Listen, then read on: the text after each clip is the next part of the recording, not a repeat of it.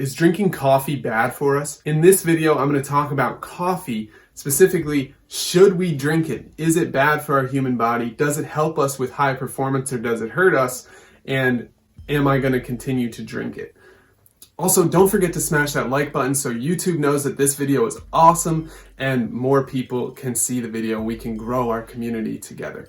Now, this video was inspired by none other than Becker. He's a very influential YouTuber, business person, entrepreneur. He owns a software company, really cool guy, makes a ton of really valuable videos on YouTube. I actually am a big fan of his, and he recently came out with a couple videos about why coffee is bad for you and how he's quitting. And from what he said, it's from a book that he read about coffee. And so I watched the video and I was like, wow, I don't know, maybe I should quit coffee too. In the past, I had thoughts like maybe I should quit coffee.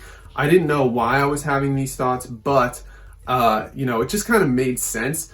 If you're addicted to anything, that is gonna hold you back in your life. If you're addicted to a substance, whether it's coffee or cigarettes or marijuana or alcohol or anything, whether it's legal, illegal, anything you're addicted to is going to end up holding you back eventually, because if you need to use it in order to get to a normal level, that is going to be holding you back and you're going to need it.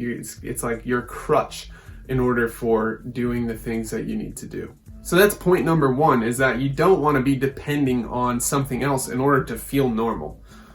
Another good point that Alex made is that it's really about the receptors in your brain. And it's not so much that when you drink coffee, you become more energetic or you have more energy from the caffeine, right? The caffeine instead blocks you from being tired. So there's a big difference there. There's a huge difference between blocking you from being tired or just allowing you to have energy. If it actually gave you energy, new energy that you didn't have before, that would be a very positive thing. That would be extremely influential. It would be very good for us, and we would look for ways to increase that, right? But it doesn't actually do that. Instead, it just blocks you from feeling your body and from feeling tired. And if you've watched this channel for any length of time, you've seen that recently I've been posting videos about feeling our body and about, knowing how to make decisions without constantly wading through the problems in our brain and without getting brain fog and trying to analytically and logically figure everything out, because our brain was designed to look for problems. Our body is what knows more kind of than our brain. It knows what's going on, and it can lead us via passion and through our heart, right? It can lead us, and our brain can do the analytical stuff as we go along. Rather than letting our brain try to lead the way, that is when things get foggy and messed up. But if we cannot feel the feelings that our body is giving us, such as, tiredness or sleepiness or needing a recharge, needing more energy, then how are we ever going to be able to harness the full power of our body? How are we ever going to be able to perform at our highest levels if we're blocking our brain from feeling any type of chemical that exists? So that's point number two, is blocking the brain from any chemical in the body cannot be good. When Alex was talking about this, I deeply resonated with that. And I was like, oh my gosh, this is so correct. I'm going crazy. It made me immediately want to quit drinking coffee. And I'll get to that in a little bit, but in the third point, the fact that it causes the body to release cortisol, that is an extremely huge red flag for me. Now, this is going solely based off Alex's discoveries. I haven't looked into any of the scientific research. I haven't read the books.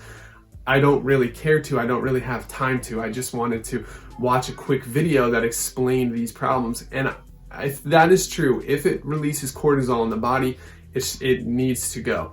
Because here's the thing, cortisol is the stress hormone and it causes us to have fight or flight response. Now, if there's nothing in our world that is endangering our bodies or endangering our life, then we should not be having a fight or flight response. All it's going to do is cause you to have nervousness, anxiety, and cause you to hold yourself back really from your full potential if you're starting to have those fight or flight responses when there's nothing dangerous in your path.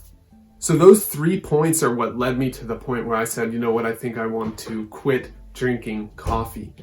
Now, this wouldn't be the first time I quit drinking coffee. Back in 2015, 2016, I had my own health challenges where I had a serious case of Lyme disease and I had to really strip back everything so I could figure out what was going to cause me to have a healthy body. At that time, I quit drinking alcohol. I quit a lot of stuff. I haven't started drinking alcohol again since then, which has been crazy.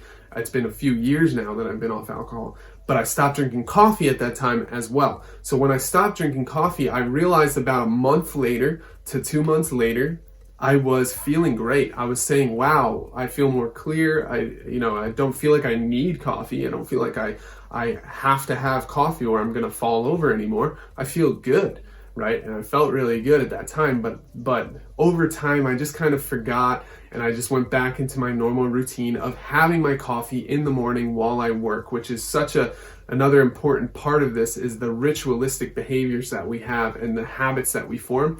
If coffee is tied directly to my work, I will not want to give up coffee ever because I love my work. I'm very passionate about it. It's what drives me a lot of the time. So if I have coffee tied to that, then coffee is then a positive thing based on just having those two things together. However, now that I'm seeing how coffee could be holding me back and how coffee is blocking my body from feeling the things that it needs to feel, I am all for quitting. And I totally see how this makes sense, and I totally see the angle of marketing that could be used in order to make us feel like coffee is safe and how they're using cherry-picked studies. And I'm starting to see that if I quit coffee, it could increase my performance over the long term. And so tomorrow is going to be the last day that I drink coffee. Reason being is I have a little bit left. Another reason being is because I want to make sure I get my house in order today and tomorrow so that the days preceding that, when I do quit, I can be kind of a couch potato because I know I'm not going to have a choice.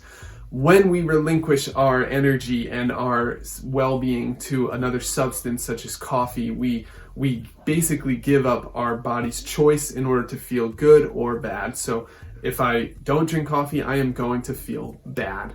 And I know that, but I'm willing to go through that month to that 2-month period where I'm not 100% so that I can get to a point where I am 100%.